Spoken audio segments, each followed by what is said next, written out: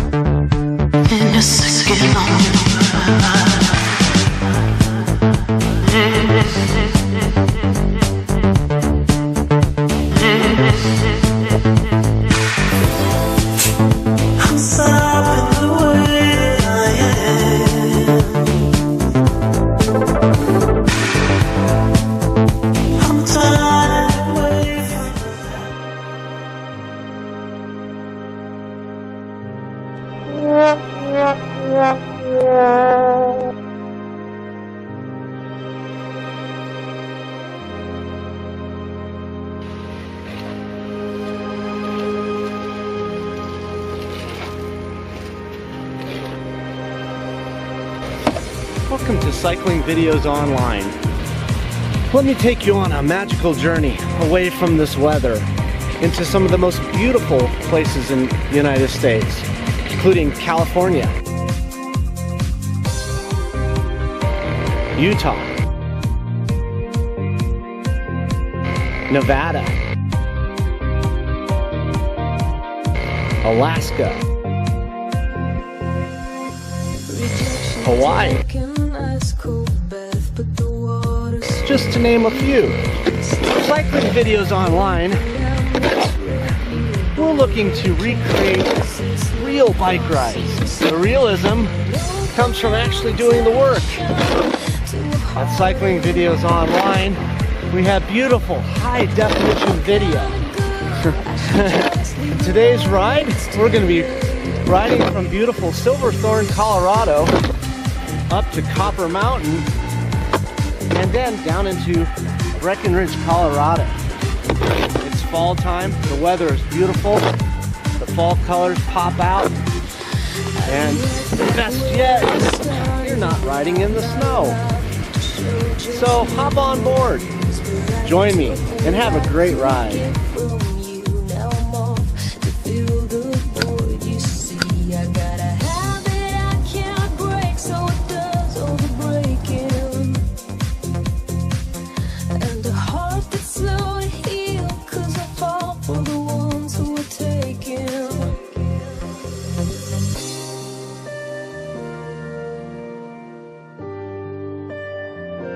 This is Heart Health Volume 4. The Heart Health category has typically been designed to apply as a recovery type workout with easier efforts. I was inspired by my dad, who's challenged by weight issues including type 2 diabetes, to create a workout series applicable to the recovering athlete or beginner. After some research, I wanted to make a change to the easy recovery mindset. That is, I discovered that an easy workout isn't necessarily required for heart patients or the beginning workout enthusiast. It is encouraged for all athletes to get their heart rates up in a controlled environment to see accelerated heart benefits. This new approach breaks the workout down into shorter 30-minute interval workouts and includes on and off bike workout routines. I found this to be very helpful in targeting clients who have difficulty sustaining long saddle times. Not only does this approach help improve the comfort of the workout, it improves overall conditioning, including muscle growth and weight loss. I personally completed this series several times before publishing it and made several adjustments to the routine in order to maximize the workout potential, while at the same time make the workouts feel great. This series can be completed in 5 to 7 days, or you can customize your workout in any way you want. The way I have this organized is this. Day 1, warm-up intervals, flexibility, and balance. Day 2, climbing repeat intervals, flexibility, balance, and strength conditioning. Day 3, ramp up, ramp down intervals, flexibility, and balance. Day 4, ramp up to steady state intervals, ramp down, flexibility and balance. Day 5, low anaerobic intervals, flexibility and balance, plus high anaerobic intervals. Day 6, lactic threshold intervals, flexibility, balance, and strength. And Day 7, maximum intervals. As the week progresses, so does the intensity of the workout. This is organized in such a way that it is both rewarding and comfortable to complete the 7 days and begin again on Day 8. To make this a 5-day routine with the weekend off, nice strategy might include pairing Days 1 and 2 and pairing Days 6 and 7. The next video will discuss how to use the off-bike routines. And when we start the workout on bike, we'll go over how to use the dashboard tools in order to stay on the goal with the workout. So, enjoy the journey.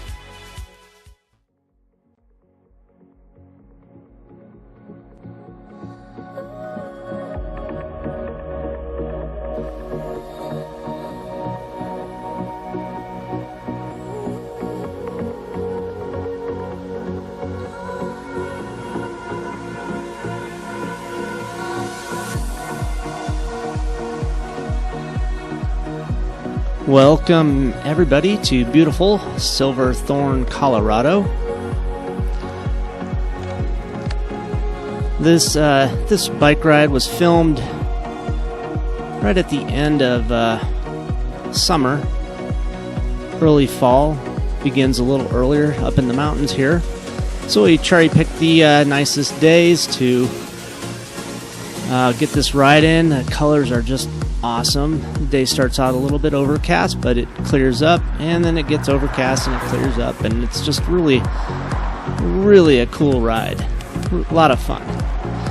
So I'm going to go ahead and get started with explaining everything to you here real quick. For those of you who have never used a video, if you're just watching this as a demonstration, we're going to go over the dashboard tools that are popped up here, and go over some of the features of the video. First of all, you're listening to the default audio track 1, which includes instructional narrative. It includes music, and it also includes the natural sounds from the ride in the background there. To eliminate the narrative, press your audio button on your DVD remote or select audio track 2 on the download. And you'll only have music and natural sounds from the ride. To remove the music, if you don't like the music, you can go to audio track 3. And then audio track 4 removes both the music and the narrative and leaves you with just the sounds of nature. So the dashboard provides us with and makes recommendations for your gearing, which is your spin and/or your spin resistance. Additionally, the cadence, your heart rate, RPE or perceived exertion, and power. Let's go over those features. And in addition, there's a hill profile, effort profile, and every once in a while a map will pop up on the other side of the screen showing us where we're at on the ride, as well as some information about speed, hill grade, power, stuff like that. It's kind of fun.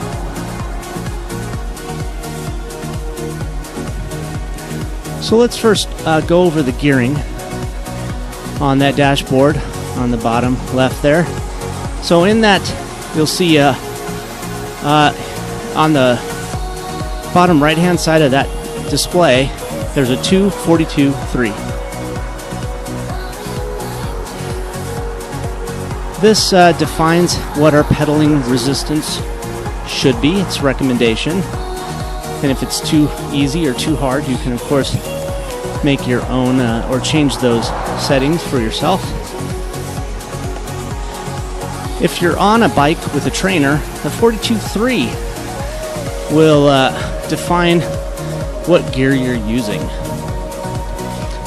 The 3 represents what you have on the back, in the back cassette, where a 1 is your easiest gear and a 10 is your most difficult gear, so the highest.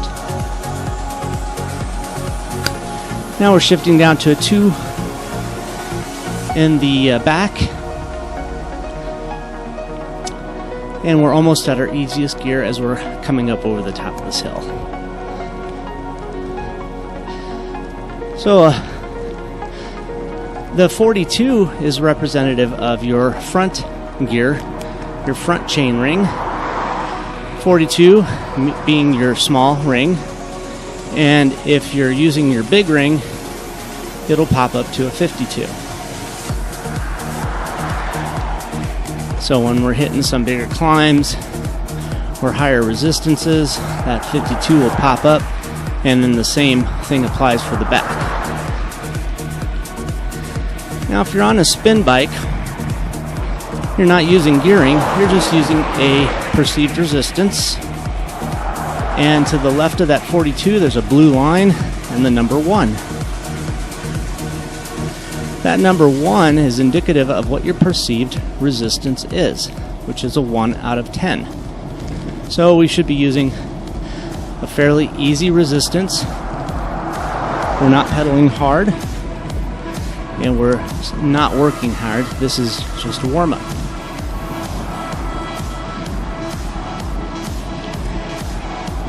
And that resistance will go up, which it is now, it went to a 2. The resistance will go up to a maximum of 10. And so when you're at a 10, you're really in a leg churning grind. It's very difficult where you're really getting your heart rate up and you're really feeling your legs mashing on those pedals.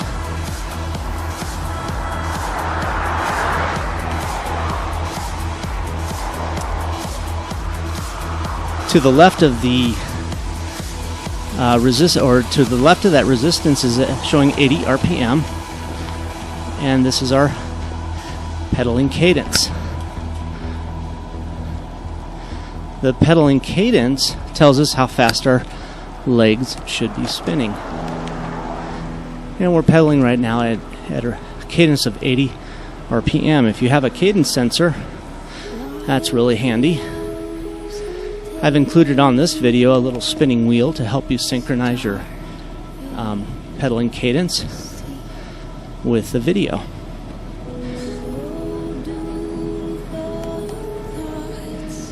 Alright, so we're starting to head west towards Breckenridge here, a beautiful lake on our right.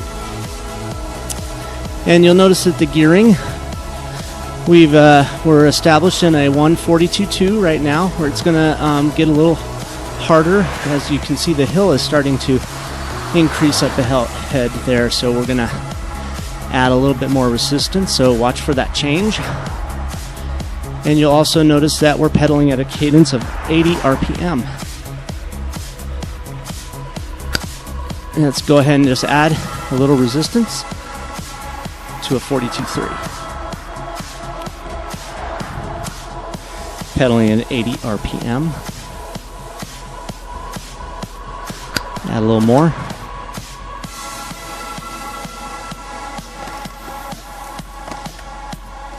Alright, so let's continue with the features on that dashboard there. On the left of the 80 RPM, we have a heart rate showing at 67% of max threshold. And I want to go into a little detail about what that means, max threshold. It's a little different from maximum heart rate, which some of our earlier videos had us doing maximum heart rate. And now we're doing max threshold, which is a value of roughly 5% less than maximum heart rate. So what is max threshold, and why do we use it? Well, right now we're showing 70% of maximum threshold. So what we need to do is understand what our, a little steeper here, what our max threshold is. How do we find it? Well, there's a really good video series called Muscle Breakdown Concussive Intervals that trains us and teaches us how to find that max threshold really efficiently. But basically, maximum threshold is a maximum value or a maximum heart rate that's sustainable for roughly 6 minutes until we begin to fail. And the reason we're using a maximum threshold now instead of actually max heart rate is if your maximum heart rate is determined by a sprint where you're applying 100% effort and you go until you completely hit the wall and you're dead afterwards, then that's a performance feature that we're only going to hit like once in a ride. And so we're using max threshold because beyond that value, beyond 100% of max threshold, performance is highly restricted. So once we hit that max threshold, if we opt to recover from that, we can keep going. And if we blow through that, then our performance is limited for pretty much the rest of the day.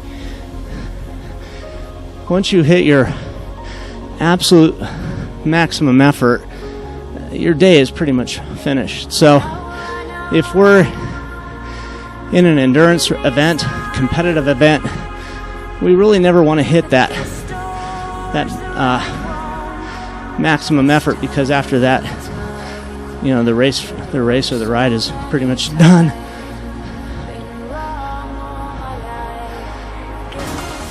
Now, similar to maximum threshold, we also have a threshold power. And basically it's a power output which, if we maintain that value, then and maintain it at roughly 6 minute interval, we're going to hit that max or our threshold heart rate. So if you have a power meter and you know what your threshold power is, if you start out a interval at that wattage, what you can expect to find is that you'll eventually hit your threshold heart rate. And this is handy so that you're not guessing at what your performance limits are. And you can also look to see if you have any, you can look to see when you have improvement. So at that RPE indicator, says RPE 6, and below that says 62%. Well, right now we're producing a threshold power of about, well, now we're down to 2. And pedaling at 90 RPM. Our TP or threshold power is 53% of max. So we're really taking it easy here. Got the cadence up a bit. We have another hill repeat coming right up. So pedaling at 90 RPM. Now for us laymen, that RPE value is kind of handy. And what that lets me see is our perceived exertion. It's an arbitrary number that, and it's probably a little high right now, but an 8 out of 10 is 80%, or 8 it should feel like we're working at an 8 out of 10, or now a 9 out of 10. At a 10 out of 10, again, we're going to hit that those thresholds. So, okay, we're bringing that resistance up and the cadence down to 80. Match your cadence with the spinning wheel. We're RPE 8 out of 10, feels about right. Producing 81% of our threshold power. Heart rate is about 80% of our threshold heart rate. It's all fairly close. Cadence at 80. Everything's at 80. Okay, climbing up this little hill. Now, the efforts on the ride were actually higher than this, but for the purpose of this interval workout, we're going to stay faithful to that dashboard, and we're going to see some pretty cool results over time. And I'm going to talk a little bit more about intervals and why they're so good for us, why we want to do them.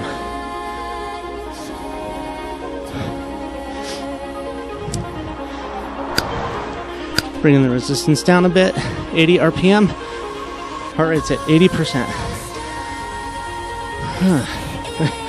I'm right there.